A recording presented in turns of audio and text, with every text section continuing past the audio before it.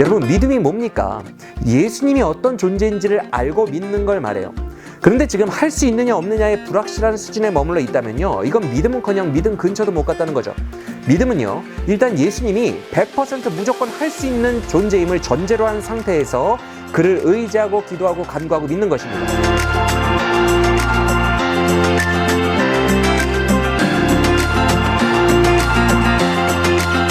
안녕하세요. 성경에 더있다 장민욱 목사입니다.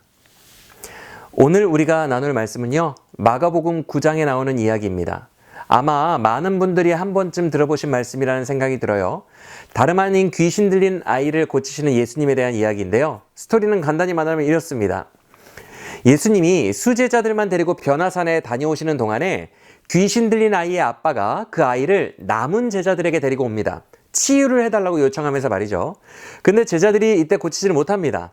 그리고 그 모습을 옆에서 본 예수님의 대적자들이 기회다 하고 기다렸다는 듯이 제자들을 막 공격하고 있던 상황이었습니다. 왜 못 고쳐? 이러면서 말이죠. 그러다가 이제 산을 내려오신 예수님이 그 모습을 보고 아이를 치유해 주시는데요. 이때 가장 유명한 말씀이 뭐예요? 23절 말씀. 할 수 있거든이 무슨 말이냐? 믿는 자에게는 능히 하지 못할 일이 없느니라. 이 말씀 기억나시죠? 그러면서 제자들이 나중에는 주님께 물어요. 왜 우리는 못했어요? 그랬더니 마지막 29절에서 주님이 뭐라고 가르치십니까? 기도 외에는 이런 종류가 나갈 수 없느니라 라고 하시면서 이 단락의 이야기가 마쳐집니다. 자, 그렇다면 이 이야기는 우리에게 어떤 영적인 교훈을 주고 있을까요? 가장 표면적인 해석이 이거겠죠? 믿음으로 기도하면 능치 못함이 없습니다. 우리 확신을 가지고 기도합시다.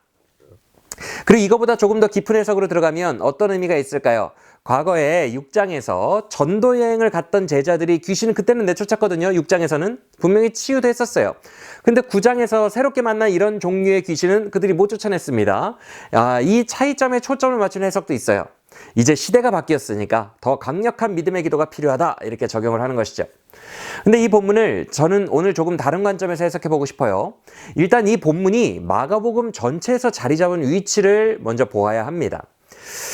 9장쯤 되면요, 6, 7, 8장에서 제자 훈련하던 것도 이제 다 마치고요, 본격적으로 이제 죽으시기 위하여 예루살렘을 향해 가시는 지점에 위치해 있거든요. 그리고 이 과정에서 죽으시려는 예수님과 그걸 이해하지 못하는 제자들과의 계속되는 갈등을 그리고 있어요. 그래서 오늘 본문 역시 우리는 임박한 십자가의 죽음을 앞두신 상황 하에서 펼쳐지는 이야기로 이해해야 한다는 것입니다. 바로 이런 배경 속에서 본문을 연구해 볼 텐데요. 먼저 이 본문을 해석할 때 두 가지 정도를 먼저 생각해 보는 게 좋을 것 같습니다. 하나는 지금 예수님이 뭔가 심기가 불편하신 듯한 느낌이라는 거예요. 어느 때에 그런 느낌이 들어요? 먼저는 19절이 거기에 해당하죠? 내가 이 믿음 없는 세대를 언제까지 참으리요? 라고 강하게 책망하시는 장면이 있지 않습니까? 그리고 23절에서 또 책망이 나오죠? 대체 할 수 있거든이 무슨 말이냐? 라고 책망을 하시죠. 즉, 오늘 본문에서 주님은 뭔가 기분이 나빠 보이시는데 특히 어떤 분야를 언급하시면서 책망하세요? 두 번 다 믿음 분야입니다. 그리고 또 하나 눈여겨봐야 할 것은요, 귀신의 권세예요. 21절과 22절을 보면요, 이 아이에게는 어릴 때부터 귀신이 붙었대요. 그리고 자주 아이를 죽이려고 아이를 귀신이 물과 불에 막 던졌다고 아빠가 고백하는 부분이 있어요. 즉, 보통 귀신이 아니에요. 어렸을 때부터 그 아이를 완전히 장악하고 있는 거죠. 또 25절을 보면요, 예수님이 그 귀신의 이름을 이렇게 부르시는 장면이 나와요. 못 듣고 말 못하게 하는 귀신아, 이렇게 말이죠. 못 듣고 말 못하게 한다는 것은 뭘 의미할까요? 그냥 단순한 장애가 아닙니다. 구원의 복음을 못 듣게 만들고 예수를 주라 시인하지 못하게 만드는 것을 말해요. 즉, 마귀가 이 한 영혼을 쥐고 구원만큼은 못 받게 하려고 완전히 장악한 상태를 그리고 있다는 거예요. 그래서 이 본문은 단순히 귀신 쫓아내는 신비 체험을 말씀하는 게 아니라는 거죠. 근데 중요한 포인트가 있습니다. 바로 26절과 27절인데 26절에서 귀신이 나갈 때 아이를 죽은 것 같이 만들어 놓고 나갔다고 표현하고 있거든요. 참 마지막까지 더러운 짓 하는 귀신입니다.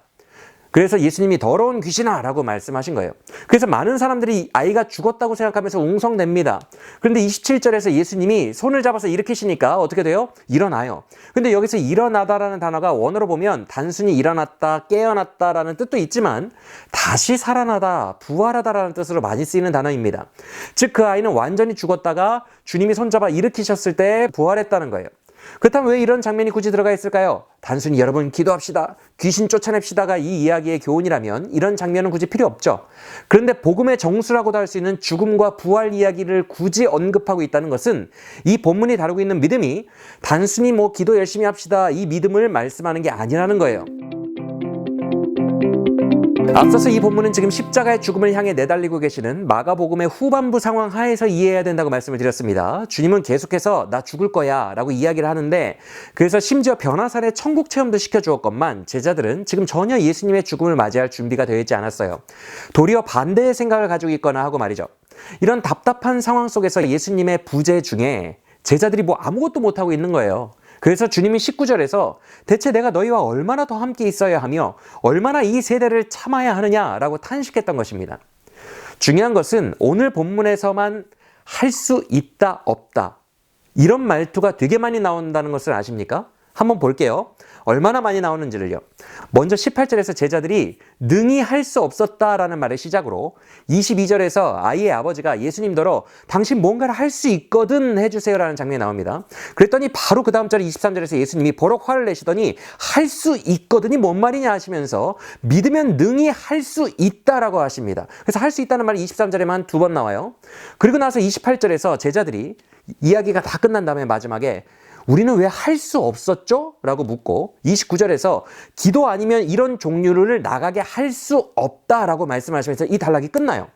간단한 이 본문에서만 할 수 있다 없다의 문제가 6번이나 나오고 있다는 거예요. 이게 바로 오늘 본문을 우리가 풀어내는 열쇠가 됩니다. 그렇다면 오늘 본문이 가지고 있는 핵심 메시지는 뭘까요?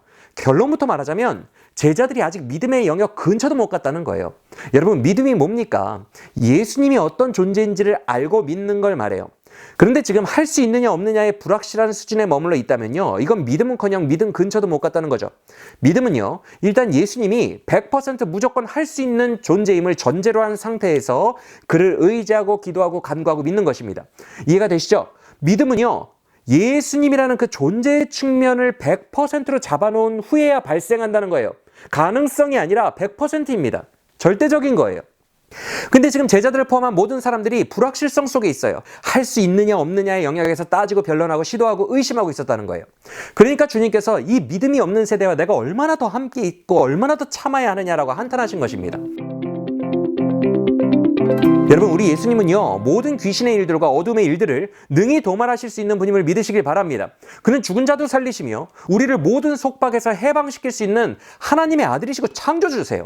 23절을 원어로 읽으면 얼마나 멋있는지 몰라요. 그냥 단순합니다. 믿는 자는 모든 것을 할 수 있다 해요. 믿는 자는 100%입니다. 왜요? 예수님이라는 존재가 100%이기 때문에 그래요. 그래서 그 100%이신 분을 전심으로 의지하고 기도하면 이런 종류는 능히 나갈 수 있을 수 있다라는 거예요. 여러분의 예수님은 어떤 분이십니까? 그는 불가능이 없으십니다. 그는 아무리 강력한 권세도 압도하며 이겨내시는 막강한 권세를 가지신 하나님의 아들이십니다. 이 믿음이 있으십니까? 오늘날 왜 이렇게 어두움에 눌리는 세대가 되어버렸어요? 예수의 존재에 대한 불확실성 때문입니다. 그는 변하지 않으십니다. 그는 언제나 불변하는 막강한 존재입니다. 그리고 그의 의지력은 분명합니다.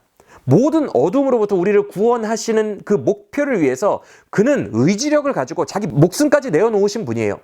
모든 어둠으로부터 사람이 구원받는 일이라면 그는 200% 역사하십니다. 우리는 그런 그의 존재에 대해 확신을 가지고 그를 의지해야 하는 줄 믿으시길 바랍니다. 이게 바로 기도예요. 24절에서 아이의 아버지가 심지어 자기의 믿음 없음도 도와달라고 했어요. 그런데 이때 성경을 보면 그가 소리를 질렀다고 되어 있거든요. 이건 원어로 크라조인데 까마귀가 시끄럽게 우는 소리를 가리켜요. 즉 민폐가 될 정도로 그 아빠는 깍깍 소리를 지르면서 나는 믿음조차 없으니 그것도 좀 도와주세요라고 외치고 있는 거예요. 여러분, 이게 믿음입니다. 예수 안에 있는 막강함을 그가 이제야 드디어 보았음을 증명하는 거예요. 예수님은 심지어 내게 그 믿음조차 주실 수 있는 분임을 믿어버린 거예요. 예수의 불가능함 없고 모든 것이 가능한 그 정체성을 이 아버지는 이 순간 믿었기 때문에 이런 기도를 할 수 있는 것입니다. 내게 없는 믿음도 주시는, 즉 완전한 무에서 완전한 유를 창조해내실 수 있는 분임을 믿었다는 것이죠. 여러분, 믿음이 좋다는 게 뭐예요? 예수를 더 잘 아는 겁니다. 그의 존재를 더 잘 아는 거예요. 그래서 그를 더욱 의지하는 겁니다. 그래서 믿음이 좋은 사람일수록 예수는 강하시고 나는 약합니다. 이게 삶에서 되게 많이 드러나요. 확연하게 대비가 됩니다. 이런 장면이 그의 삶에 많이 풍겨져 나와요. 자신감이 좋은 게 믿음이 절대 좋은 게 아니에요.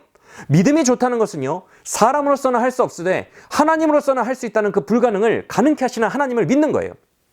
그러나 오늘날의 세대를 보면 예수님의 정체성에 대해서는 고민하고 배우려 하지 않습니다. 말씀을 통해서 더 주님을 잘 알려고 하지는 않아요. 자기들의 스킬과 자기들이 자신 있어 하는 분야, 이미 보유된 기술들에 더 집중을 하면서 사역하는 경향이 있어요. 그런 경우에 이런 종류는 절대 이겨낼 수가 없다는 것을 기억하시길 바랍니다. 우리는 아무것도 없는 나약한 자들입니다. 심지어 믿음도 없을 정도입니다. 그러나 주님은 무에서 유를 만들어내세요. 심지어 우리에게 없던 믿음도 주시고 모르는 것도 깨달아지게 하시고 강권적으로 뭔가를 해내실 수 있는 분이 예수님이라는 거예요. 특히 그 사랑의 복음을 듣지 못하고 구원받지 못하게 만드는 그 어둠의 권세를 이기시는 분야에 있어서는 100%이십니다. 특히 마귀가 완전히 한 영혼을 장악하여 도저히 복음이 들어갈 틈을 주지 않을 때에 그 막강한 마귀 권세 앞에서 우리가 할 수 있는 것은 더 강하신 예수님의 존재를 믿고 의지하며 기도하는 것뿐임을 기억해야 합니다. 예수님은 마가복음 3장에서 말씀하셨습니다. 마귀가 강한 자로서 많은 영혼의 집주인이 되어 있다고요.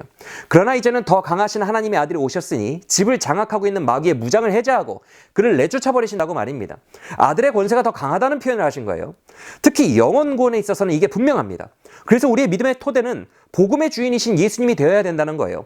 바로 이 예수님을 믿고 의지하며 기도할 때 우리의 삶에 하나님만이 하실 수 있는 구원의 일들이 일어나게 될 줄로 믿고 이 믿음의 세대로 다시 일어나 어둠을 향해 담대히 나아가는 용사들이 되시기를 바랍니다. 지금까지 성경에 더있다 장민홍 목사였습니다.